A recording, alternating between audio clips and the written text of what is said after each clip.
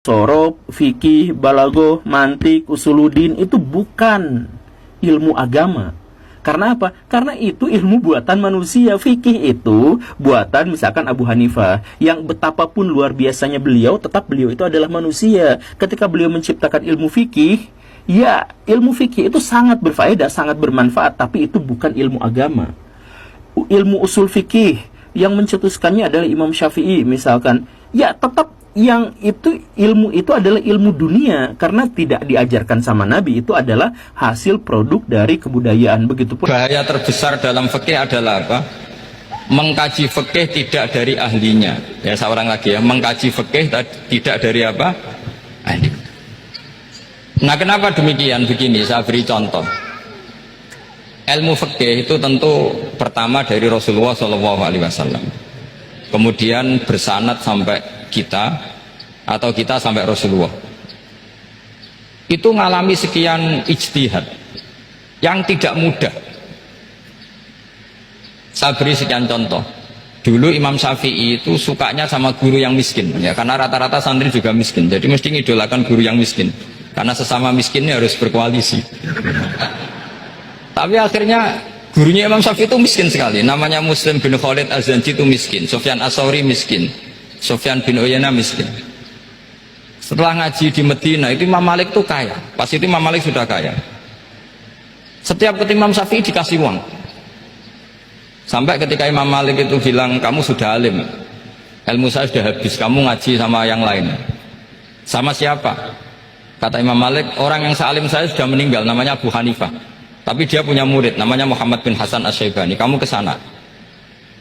Terus Imam Malik datang ke Baki. Dulu Baki itu pasar rental, ya Grab lah kita sekarang. Mengumumkan siapa kafilah yang mau ke Irak. Kita ya Imam Malik, dibayari sama Imam Malik, ini yang antar ke Irak, ke Muhammad bin Hasan Asy-Syaibani. Imam Malik mulai ngeper, guru saya yang miskin tidak pernah nyangoni, guru-guru saya yang kaya sering nyangoni.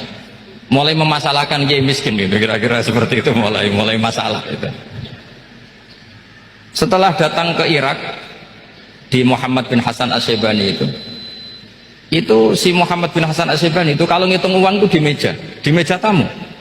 Jadi punya emas lantaan, punya uang, kira-kira kalau Indonesia punya rupiah, punya dolar, dihitung itu di ruang tamu. Kata Imam Syafi'i, saya dengan Imam Malik saja nggak serik, ini lebih kedonyan lagi kiai. Ngitung uang itu di ruang tamu.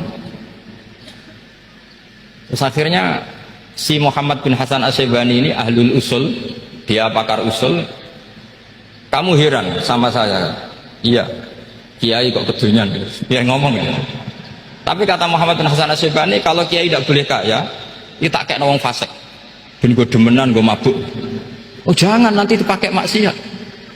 Penjenengan mawon kersane digetoat, berarti kiai oleh sugih, mun angsal-angsal. Semenjak itu jadi satu fikih bagi Imam Syafi'i. Ternyata kalau mengharamkan kiai sugih berarti membolehkan yang fasik sugih. Kalau yang fasik sugih bisa dipakai i'anah alal maksiyah. Semenjak itu mindset pikiran Imam Syafi'i rubah. Saking rubahnya sampai beliau berpendapat orang bisa beli Alphard, kok beli carry itu haram. Bisa jadi bupati kayak Pak Roba, kok jadi RT haram. Pokoknya gitu. Bisa keren Kak Agus Bak, kok jadi orang pendengar haram. Pokoknya haram terus. Karena dalil beliau al-Islam ya'lu wala yula'ala. Coba sampean ridho misalnya jadi orang Gresik dipimpin orang yang nggak sholat, ridho ndak? Ndak. Atau sholat tapi nggak bisa ngaji, ridho ndak? Ketika yang bisa ngaji berpotensi jadi bubar, terus keterusan. Karena Imam Syafi'i keterusan, ya umatnya keterusan. Akhirnya orang-orang Syafi'i itu politikus rata-rata. Ya, makanya sama jangan kaget sama Barubah. Kakak saya wakil bupati itu. Putranya Mbah Mun ada yang wakil apa? Gubernur. Dulu Gus Wahid ya menteri agama. Itu asal usul dari perubahan fikih, mindset, cara berpikir Imam siapa? Syafi'i.